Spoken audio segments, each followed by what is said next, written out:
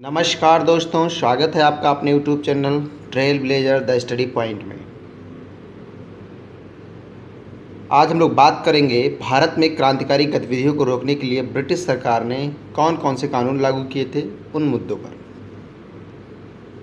Discussion से पूर्व मेरा आपसे निवेदन है कि आप लोग इस वीडियो को ज़्यादा से ज़्यादा शेयर करें एवं जिन लोगों ने अब तक सब्सक्राइब नहीं किया वो लोग सब्सक्राइब कर लें और बेल आइकन को हिट कर दें, जिससे आने वाली वीडियोज़ की नोटिफिकेशन आप तक पहुंचती रहे। चलिए शुरू करते हैं। औपनिवेशिक काल के दौरान ब्रिटिश सरकार ने कई अधिनियम पारित किया था जो उनकी औपनिवेशिक सरकार को मजबूत कर सके और अदालती प्रणाली के माध्यम से अपनी बुनियादी सुविधाओं का विस्तार, कानूनी प्रक्रिया और विधि को स्थापित कर सके। लेकिन ब्रिटिश सरकार के मूल औपनिवेशिक चरित्र और भारतीय लोगों के जीवन पर इसके विनाशकारी प्रभाव ने भारत में एक शक्तिशाली साम्राज्यवादी आंदोलन को जन्म दिया। भारत के लोगों ने अपने पारस्परिक मतभेदों को छोड़ और अंग्रेजों की शाही नीतियों के खिलाफ एक हो गए। कहने का तात्पर्य यह है कि भारतीय लोगों के जीवन में इन कानूनों ने एक विनाशकारी प्रभाव डाला, जिसकी वजह से जो साम्राज्यवादी आंदोलन था ब्रिटिशर्स का,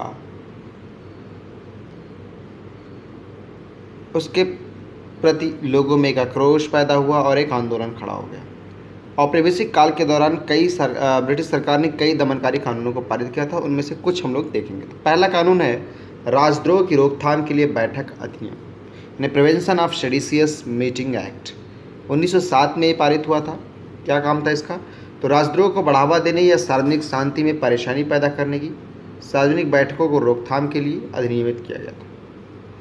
इस अधिनियम के तहत राजनीतिक बैठकों को प्रतिबंधित करने की शक्ति ब्रिटिश राज की शाही विधान परिषद द्वारा प्रदान की गई थी कि कोई भी व्यक्ति, कोई भी लोग मीटिंग नहीं कर पाएंगे। राजनीतिक बैठकों पर प्रतिबंध लगा दिया गया था सार्वजनिक शांति में। यह अधिनियम तब पारित की गई थी जब ब्रिटिश सरकार की खुफिया विभागों को यह आशंका जताई थी कि गदर आंदोलन की आड़ में भारत में राजनीतिक हिंसा का षड्यंत्र रचा जाए। क्वेश्चन मेरा है आप लोगों से कि गदर मूवमेंट की शुरुआत किसने की थी, गदर आंदोलन किसने चलाया था? नेक्स्ट दूसरा कानून देखते हैं, तो है विस्फोटक पदार्थ अधिनियम 1908, एक्सप्लोसिव सब्सटेंस एक्ट 1908। क्या था इस अधिनियम में? तो विस्फोटक बनाने में जो भी सामग्री या उपकरण, मशीन और कार्यान्वयन का कोई भी हिस्सा शामिल होता था वो दंडनीय अपराध के दायरे में आएगा। अगर कोई व्यक्ति संलिप्त है तो इस तरह की गतिविधियों में पाया गया तो इस अधिनियम के तहत उस पर भी कानूनी कार्यवाही की जाएगी। मतलब जिन उपकरणों का प्रयोग किया जाएगा, जिन मशीनरीज का प्रयोग किया जाए, जो भी व्यक्ति इसमें शामिल होगा उन सब पर इस एक्ट के अंतर्गत कार्यवाही की जाएगी। नेक्स्ट थर्ड था भारतीय आपराधिक कानून संशोधन अधिनियम 1908, Indian criminal law amendment act 1908।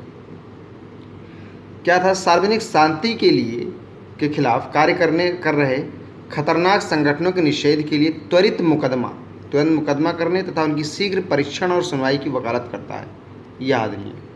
ठीक है। नेक्स्ट था अखबार अधिनियम 1908, न्यूज़पेपर एक्ट। यह अधिनियम हत्याओं के नाम पर लोगों की भावनाओं को भड़काने वाले समाचार पत्रों की सुर्खियों की रोकथाम के लिए पारित किया गया था। वास्तव में इस अधिनियम के तत्कालीन ब्रिटिश सरकार की प्रेस की स्वतंत्रता तथा सरकार के खिलाफ कुछ भी प्रकाशित किए जाने पर रोक लगाना चाहती है। क्या हुआ कि चरमपंथियों को इस अधिनियम के तहत बहुत बुरी तरह से दबा दिया गया। उस समय एक मजबूत राजनीतिक दल को व्यवस्थित करने की स्थिति में नहीं रहे। यहाँ तक अरविंद घोष जैसे चरमपंथी तो अपने हथियार डाल दिया और पांडिचेरी में निष्क्रिय अवस्था में चले गए। बिपिन चंद्र पाल अस्थायी रूप से राजनीति छोड़ दिया और लाला लाजपत राय इंग्लैंड चले गए। चरमपंथी राष्ट्रवाद का विचार अस्थायी रूप से निष्क्रिय हो गया। बाद में यह क्रांतिकारी राष्ट्रवाद के रूप में उभरा। नेक्स्ट है प्रेस एक्ट 1910, प्रेस एक्ट 1910। इस अधिनियम के तहत ब्रिटिश सरकार ने सभी प्रकार के प्रकाशनों पर सख्त सेंसरशिप लगा दी। ठीक है। सेंसरशिप मतलब पहले हम उसको देखेंगे, उसके बाद पास करेंगे कि आपको क्या पब्लिश करना है, क्या नहीं करना है। तो सेंसरशिप से संबंध इससे। इस अधिनियम के द्वारा ब्रिटिश सरकार मुख्य तौर पर प्रेस के वित्तीय प्रतिभूतियों पर नियंत्रण लगाना चाहती थी। नेक्स्ट है भारतीय नियमों के बहुफैंसी रक्षा 1915 ईस्वी, multi fenced defence of Indian rules. यह प्रथम विश्व युद्ध के दौरान राष्ट्रवादी और क्रांतिकारी गतिविधियों को कम करने के इरादे से 1915 ईस्वी में भारत के गवर्नर जनरल द्वारा अधिनियमित आपातकालीन आपराधिक कानून लाया गया था। क्या था? इस अधिनियम ने कार्यपालिका की शक्ति व्यापक कर दिया था, जिससे निवारक हिरासत, परीक्षण के बिना प्रशिक्षण, लेखन, भाषण और आंदोलन पर प्रतिबंध लगा दिया। निवारक हिरासत क्या होता है? एक होता है अपराध करने के बाद हिरासत, और एक अपराध के शक के आधार पर कि अपराध ना हो उससे पहले ही हिरासत में लिया जाए, उसे निवारक हिरासत कहा जाता है। ठीक है। इसे पहली बार 1915 ईस्वी में पहली लाहौर षड्यंत्र परीक्षण के दौरान लागू किया गया था, और इस अधिनियम के ने पंजाब में गदर आंदोलन और बंगाल में अनुशीलन समिति को कुचलने में महत्वपूर्ण भूमिका निभाई थी। एक और क्वेश्चन, अनुशीलन समिति के बारे में आप लोग बताएंगे कि किसने इसको शुरू किया था, अनुशीलन समिति। नेक्स्ट है रॉलेट एक्ट, काफ़ी इंपॉर्टेंट है, 1919, रॉलेट एक्ट 1919। इस अधिनियम को भारत की ब्रिटिश सरकार द्वारा भारत में उभर रहे राष्ट्रीय आंदोलन को कुचलने के उद्देश्य से निर्मित किया गया था। ठीक है। यह कानून सर किडनी रॉलेट की अध्यक्षता वाली समिति की सिफारिशों के आधार पर बनाया गया था। इसके अनुसार ब्रिटिश सरकार को यह अधिकार प्राप्त हो गया था कि वह किसी भी भारतीय पर अदालत में बिना मुकदमा चलाए और बिना दंड दिए जेल भेज सकती है। इसको शॉर्ट में कहा जाए तो बिना वकील, बिना अपील, बिना दलील के ये एक कानून था जिसके अंतर्गत क्रांतिकारियों को जेल में डाल दिया जाता था। इस कानून के तहत अपराधी को उसके खिलाफ मुकदमा दर्ज करने वाले का नाम जानने का भी अधिकार समाप्त कर दिया गया था।